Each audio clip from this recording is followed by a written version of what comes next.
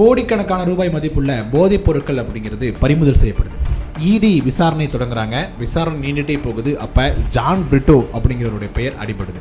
அவங்க ஜான் பிரிட்டோ அவர்களுக்கும் மார்ட்டின் குடும்பத்திற்கும் தொடர்பு இருக்குது அப்படிங்கிற மாதிரி ஒரு செய்தி வருது. இதில் நடுவில் ஆதவ் அர்ஜுனா அவர்களுடைய பெயர் இதற்காக அடிபடுது. டிவிகேக்கு நேரடியாக தொடர்பு இருக்குது அப்படிங்கிற ஒரு குற்றச்சாட்டை முன்வைக்கிறாங்களே, உண்மையா இல்லை வெறும் அரசியல் விவாதத்திற்காக உருவாக்கப்படுதா? இந்த மொத்த சினாரியோவில் உண்மை என்ன பேசியிருக்கிறாங்க, குற்றச்சாட்டுகள் என்ன வச்சிருக்கிறாங்க, அரசியல் விவாதங்கள் என்ன நடக்குது, ஏன் எந்த ஊடகத்திலும் இந்த விஷயம் பேசப்படாமலே இருக்குது அப்படின்னு நிறைய கேள்விகளை கேட்க தோணுது. இது தொடர்பாக இந்த வீடியோ முடிந்து பேச போகிறோம். வாங்க பார்க்கலாம். வணக்கம் மக்களே, நான் உங்கள் மது கோப்பாசையிலிருந்து. முதல்ல அரசியல் சார்ந்த நிறைய கருத்துக்கள் பகிரப்பட்டிருக்கு. அஃபீஷியலாக இடி தரப்பிலிருந்து என்ன சொல்லியிருக்கிறாங்க அப்படிங்கிற முதல் விதத்தில் அதை பார்த்துருவோம். அமலாக்கத்துறை வெளியிட்ட அந்த தகவல் அடிப்படையில் என்ன சொல்கிறாங்க அப்படின்னா, சென்னை, ராமநாதபுரம் உள்ளிட்ட நிறைய இடங்களில் சோதனை அப்படிங்கிறது நடத்தப்பட்டிருக்குது. இதன் அடிப்படையில் சோதனை நடத்துகிறாங்க அப்படின்னா, அதாவது டிஆர்ஐ அப்படின்னு சொல்லக்கூடிய இந்த வருவாய் புலனாய்வு இயக்குநரகம் ஒரு வழக்கை பதிவு செஞ்சுருக்கிறாங்க. அந்த வழக்கு என்னன்னா, 2 வழக்கு. என்ன வழக்கு அப்படின்னா, முதல் வழக்கு மன்னார் வளைகுடா அந்த பகுதியில் இருந்து இலங்கைக்கு கடத்தப்படுவதாக கூறப்படக்கூடிய சுமார் 99 கிலோ போதைப் பொருட்கள் அப்படிங்கிறது பறிமுதல் செய்யப்பட்டிருக்கிறது அப்படின்னும் அதோட மதிப்பு சுமார் 108 கோடி ரூபாய் அப்படின்னும் சொல்லியிருக்கிறாங்க. அதே நேரத்தில் 2வது வழக்காக பதிவு பண்ணுறாங்க. அது எங்கே அப்படின்னா, மதுரை ரயில் நிலையத்தில் பறிமுதல் பண்ணப்பட்டதாக சொல்கிறாங்க. அதாவது 150 கோடி ரூபாய் மதிப்பிலான அந்த மெத்தபட்டமைன் அப்படின்னு சொல்லக்கூடிய போதைப் பொருள். அது ஒரு மூலப்பொருள் தான். அது மெத்தபட்டமைன் மூலப்பொருள். அதை வச்சு நிறைய அளவுக்கு இன்னும் இந்த மதிப்பை விட 100% அதிகம் வரக்கூடிய அளவுக்கான போதைப் பொருளை நம்மளால் உருவாக்க முடியும் அப்படின்னு சொல்லப்படுது. இந்த மெத்தபட்டமைனை பதிவு செய்கிறாங்க. ஸோ அந்த என்ன பண்ணுறாங்க, அந்த வழக்கு விசாரணை அப்படின்னு நீண்டிட்டே போகுது. ஒவ்வொருத்தராக விசாரணை பண்ணப்படுது. அந்த வழக்கு வலைப்பின்னல் அமைப்பு மாதிரி இருக்குது. பெரிய ஒரு நெட்வொர்க்காக இருக்குது. இந்த நெட்வொர்க்கோட மையப்புள்ளி அப்படின்னு ஒருத்தரை கண்டுபிடிக்கிறாங்க. அவர் பேர் தான் என்ன அப்படின்னா ஜான் பிரிட்டோ. ஜான் பிரிட்டோ அவர்கள் மீது இந்த ஒரு இது மட்டும் கிடையாது. அதையும் தாண்டி போதைப் பொருள் கொள்முதல் பண்ணுவது, கடத்தல்களை ஏற்பாடு பண்ணி கொடுக்கறது, கடல் வழியில் தொடர்புகள் நிறைய வகையில் தொடர்புகள் ஏற்படுத்தி கொடுக்கறது, அதே மாதிரி ஹவாலா பணம் பரிமாற்றம் பண்ணுறது அப்படின்னு நிறைய நடவடிக்கைகள்கிட்ட அவருடைய பெயர் முக்கிய பங்காக இருக்குது அப்படிங்கிற மாதிரியான ஒரு விவாதத்தை கிளப்பி விடுறாங்க. இடி சைடில் அஃபீஷியலாக இந்த ஒரு நோட்டீஸை வெளியிடுறாங்க. இது மிகப்பெரிய விவாதமாக மாறுது. ஸோ இதுதான் இப்போ அஃபீஷியலாக இருக்கக்கூடிய அந்த விவாதத்தை ஏற்படுத்தக்கூடிய விஷயம். ஸோ இதை தொடர்ந்து இந்த ஒரு இடி ரைடு, இந்த மெத்தபட்டமைன் பறிமுதல் செய்யப்பட்டது, ஜான் பிரிட்டோ அப்படிங்கிற பேர் ஒரு வெளியாகுது. இதை தொடர்ந்து நிறைய அரசியல் சார்ந்த விமர்சனங்களும் விவாதங்களும் முன்வைக்கப்படுறாங்க. அது என்ன நடக்குது அப்படிங்கிறத நம்ம அடுத்தடுத்து பார்க்கலாம். நமக்கு எழக்கூடிய அடுத்த கேள்வி என்னென்னா, யார் இந்த ஜான் பிரிட்டோ அப்படிங்கிற ஒரு கேள்வி. அதாவது இது ஒரு குற்றவியல் வழக்காக மட்டும் இல்லாமல் இது அரசியல் சார்ந்த விவாதமாக வருவதற்கு முக்கியமான காரணமே இவருடைய தொடர்புகள் தான். என்ன சொல்கிறாங்க அப்படின்னா, லார்டி மார்ட்டின் அவருடைய குடும்பம் இருக்கு இல்லையா, அவரோட குடும்பத்திற்கும் ஜான் பிரிட்டோவுக்கும் நிறைய தொடர்பு இருக்குது அப்படின்னும், குறிப்பாக என்ன சொல்கிறாங்க அப்படின்னா, இப்போ லால்குடி எம்எல்ஏவாக அதிமுக எம்எல்ஏவாக இருக்கக்கூடிய லீமா ரோஸ் அவர்களுடைய சகோதரர் தான் இந்த இவர் ஜான் பிரிட்டோ அப்படிங்கிற மாதிரியான குற்றச்சாட்டு முன்வைக்கிறாங்க. இதுக்கு முன்பாக ஒரு வழக்குகள் 2011 அவர் தலைமறைவாகத்தான் இருக்கிறாரு. அப்போதே அவர் மீது ஒரு வழக்குகள் இருக்குது. அப்போது தலைமறைவாகத்தான் இருக்கிறாரு. இந்த இது இப்போ முதல்ல இடி குற்றச்சாட்டு சொன்னது போல் இந்த பணப்பரிமாற்றம், ஹவாலா பரிமாற்றம், இந்த கடல்வெளி இந்த கடத்தல் போன்றவர்களை இவர் ஒருங்கிணைக்கிறாரு அப்படிங்கிற மாதிரி குற்றச்சாட்டு அவர் மீது இருக்கும் பொழுது, அவர் இந்த லார்டி மார்ட்டின் குடும்பத்தினுடைய நெருங்கிய தொடர்பு, அதுவும் லால்குடி எம்எல்ஏவாக இருக்கக்கூடிய லீமா ரோஸ் அவர்களுடைய சகோதரர் அப்படிங்கிற ஒரு பேச்சும் அரசியல் வட்டாரங்களில் இருந்துட்டு இருக்குது. எப்படி உள்ள ஆதிக்கப்பூர்வமாக சொல்கிறாங்க அப்படின்னா, அதாவது இந்த லார்டி மார்ட்டின் அவருடைய குடும்பத்திற்கும் ஃபியூச்சர் கேமிங் நிறுவனத்திற்கும் ஒரு ரொம்ப நெருங்கிய தொடர்பு இருக்குது. அந்த ஃபியூச்சர் கேமிங் நிறுவனத்தை யார் நிர்வகிக்கிறார் அப்படின்னா, அந்த ஜான் பிரிட்டோ அப்படிங்கிறவர் தான் நிர்வகிக்கிறார் அப்படிங்கும்போது இவருடைய தொடர்பு அப்படிங்கிறது உறுதி செய்யப்பட்டிருக்கிறது அப்படின்னு அரசியல் வட்டாரங்களில் நிறைய தகவல்கள் பேசுகிறாங்க.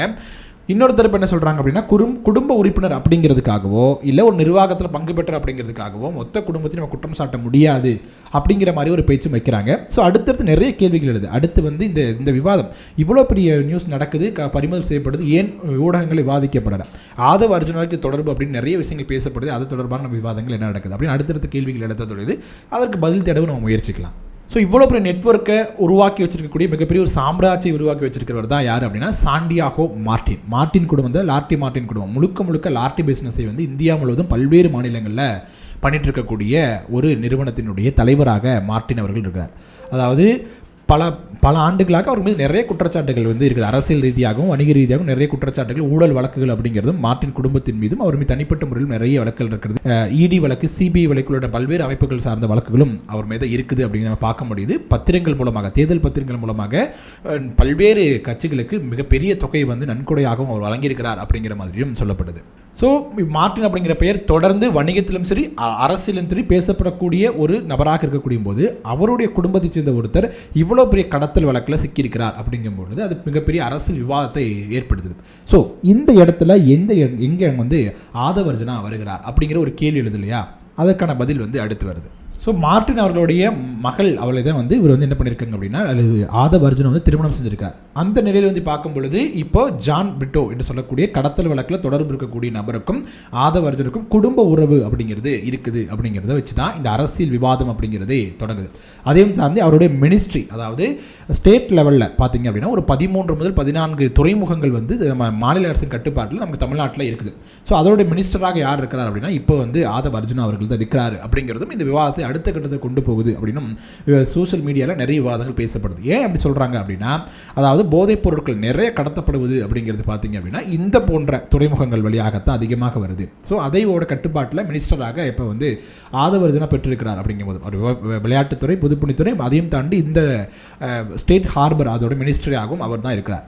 அப்படி இருக்கும் பொழுது இது உள்ளே வரணும் அப்படிங்கிறதுக்காகவே அந்த துறை கேட்டு பெற்றிருக்கிறார் அப்படிங்கிற மாதிரி குற்றச்சாட்டையும் வந்து நிறைய தளத்துங்கள் மூலமாக ஆதவர்ஜனா நோக்கி வைக்கிறாங்க. அதையும் தாண்டி குடும்ப உறவு அப்படிங்கிறதையும் அதிகமாக பேசுகிறாங்க. ஸோ இப்போ அங்கங்கே இருக்கக்கூடிய இந்த டாட் எல்லாத்தையும் கனெக்ட் பண்ணி ஒரு அரசியல் விவாதமாக அது மாறுது. அதாவது மார்ட்டின் குடும்பத்திற்கு 2 நபர்கள், ஆதவர்ஜனா இந்த பக்கம் இருக்கிறாரு, அந்த சைடு வந்து ஜான் பிரிட்டோ அப்படிங்கிறவர் இருக்கிறார். ஜான் பிரிட்டோ கடத்தல் தொழிலில் தொடர்ந்து சிக்கியிருக்கிறார், இடி ரைடில் இருக்கிறார், அஃபீஷியலாக ஸ்டேட்மெண்ட்டும் வெளியாகி இருக்குது.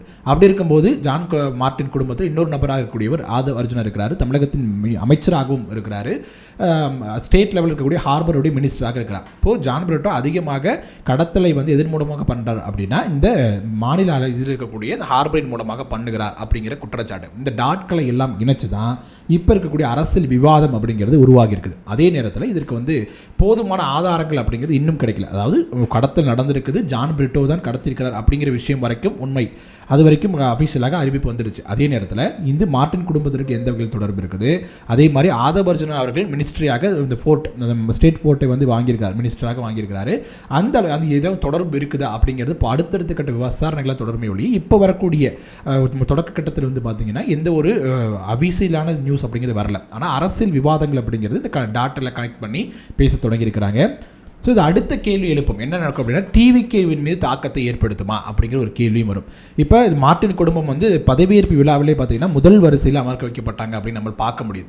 ஸோ அப்படி இருக்கும் பொழுது அந்த குடும்பத்தின் மீது இப்படி ஒரு களங்கம் ஏற்படும் பொழுது, இது நிறைய வழக்கில் ஒரு மீது இருந்தாலும் கூட நேரடியாக இப்போ வந்து அவங்களுடைய லீமா ரோஸ் அவர்களுடைய சகோதரரை வந்து இந்த ஒரு வழக்கில் மாட்டிருக்கிறார் அப்படின்ற மாதிரி விவாதம் பேசப்படும் பொழுது நேரடியாக டிவிகேக்கு தாக்கம் ஏற்படுத்துவதற்கான வாய்ப்புகள் அதிகமாக இருக்குது. ஏன்னா அவங்களுக்கு அந்த டிவிகே வந்து அந்த குடும்பத்திற்கு அதிக முக்கியத்துவம் கொடுத்துருக்காங்க. ஏன்னா முதல் வரிசையில் வந்து அமர வைக்கதாக இருக்கட்டும், தொடர்ந்து அவங்க பயணிக்கதாக இருக்கட்டும் போன்ற விஷயங்களை பார்த்து சொல்கிறாங்க. அதே நேரத்தில் அரசியல் ரீதியாக லீமா ரோஸ் அவர்கள் எழுதியிருக்காங்க, அவரோட பையன் வந்து புதுச்சேரியில் வந்து எம்எல்ஏவாகவும் இருக்கிறார் அப்படின்ற சூழலாக வச்சு பார்க்கும் பொழுது நேரடி தாக்கத்தை ஏற்படுவதற்கான வாய்ப்புகள் இருக்குது அப்படின்னு சொல்லப்படுது. அடுத்தடுத்த கட்ட விசாரணை வந்து ஏதாவது உண்மைகள் வெளிவரும் பட்சத்தில் அது எப்படி டிவிக்கு சமாளிக்க போகிறாங்க அப்படிங்கிற மாதிரியான ஒரு கேள்வி எழுதிருக்கு. அதே நேரத்தில் டிவிக்கு தரப்பு வந்து சட்ட ரீதியாக அணுக போகிறோம், இது வந்து ஒருத்தர் குடும்பத்தின் மூலமாக ஒருத்தர் ஏதோ ஒரு நடக்குது அப்படிங்கிறக்க மொத்த கட்சியும் தொடர்பு குடும்ப உறவு இருக்குது, இல்லை நிர்வாக ரீதியாக ஒருத்தர் பணியமர்த்தணும் அப்படிங்கும்போது அவர் செய்த குற்றத்திற்காக மொத்த குடும்பத்தையுமோ இல்லை மொத்த கட்சியுமோ நம்ம குற்றம் சாட்டிட முடியாது அப்படிங்கிற மாதிரி விவாதத்தையும் முன்வைக்க தொடங்கியிருக்கிறாங்க. ஓகே மக்கள், முடிவாக என்ன சொல்லலாம் அப்படின்னா ஜான் பிரிட்டோ தொடர்பான இடி வழக்கு அப்படிங்கிறது ரொம்ப ரொம்ப முக்கியமான வழக்கு. இந்த 258 கோடி அப்படிங்கிறது பார்த்தீங்க அப்படின்னா அது ஒரு ரெண்டே இடத்துல பறிமுதல் செய்யப்பட்ட இடம் தான். இதையும் தாண்டி பல்வேறு இடங்களில் போதைப் பொருட்கள் பல்வேறு வழிகளில் வந்து வந்துட்டு இருக்கு அப்படிங்கிறது நம்ம சாதாரணமாக நியூஸ் பேப்பர் படிக்கும்போது நம்மளால் தெரிஞ்சுக்க முடியும்.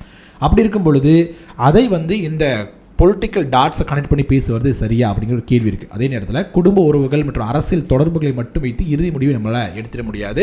ஜான் பிரிட்டோ முக்கிய குற்றவாளியாக இருக்கிறார் அப்படிங்கிறது எந்த ஒரு மாற்று கருத்தும் இல்லை. அதே நேரத்தில் லார்டி மார்ட்டினுடன் குடும்பத்தின் உறவோடு இருக்கிறார் அப்படிங்கிறது, அவர் குடும்ப உறவு இருக்குது அப்படிங்கிறதும் அதுவும் தவிர்க்க முடியாத ஒரு விஷயம் தான். அதே நேரத்தில் தமிழ்நாட்டின் அமைச்சராக இருக்கக்கூடிய ஆதவர்ஜுனாவிற்கும் அந்த குற்றம் சாட்டப்பட்ட குடும்பத்திற்கும் திருமண உறவு இருக்குது அப்படிங்கிறதும் எந்த ஒரு மறுப்பிற்கும் இல்லை. அதே நேரத்தில் நிரூபிக்கப்படாத கேள்விகள் என்ன அப்படின்னா டிவிகேக்கு நேரடி தொடர்பு உள்ளதா அப்படிங்கிற ஒரு கேள்வி இருக்குது. அதே நேரத்தில் அரசியல் நிதி தொடர்பாக ஏதாவது கனெக்ஷன் இருக்குதா அப்படிங்கிறது இன்னும் நிரூபிக்கப்படாத குற்றச்சாட்டாக அரசியல் சார்ந்த விமர்சனமாக இருக்குது.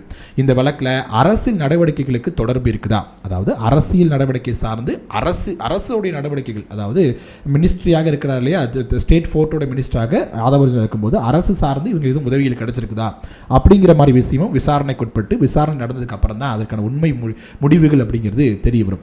சரி, இந்த கேள்விகளுக்கு பதில் அப்படிங்கிறது விசாரணை மற்றும் நீதிமன்ற நடவடிக்கைகளுக்கு மூலம் மட்டும்தான் தெரிய வரும். அப்போது சொல்லக்கூடிய விஷயங்கள் அப்படிங்கிறது இன்னும் 100% உண்மையானதாகவும் இருக்கும். அது வரைக்கும் குற்றச்சாட்டுகளாகவே இருக்கும், அரசியல் விமர்சனங்களாகவே இருக்கும். தொடர்பு இருக்குதா இல்லையா என்பது விசாரணை முழுமையாக முடிந்த பிறகு நமக்கு தெரிய வரும். ஓகே மக்களே, இந்த ஒரு நிகழ்வு தொடர்பாக உங்களுடைய கருத்துக்கள் என்ன அப்படிங்கிறத கமெண்ட் செக்ஷனில் சொல்லுங்கள். வீடியோ பிடிச்சிருந்துச்சு அப்படின்னா லைக் பண்ணுங்கள், ஷேர் பண்ணுங்கள், கோபாஸ் யூடியூப் சேனலை சப்ஸ்கிரைப் பண்ணிக்கோங்க. தொடர்ந்து பேசுவோம். நன்றி.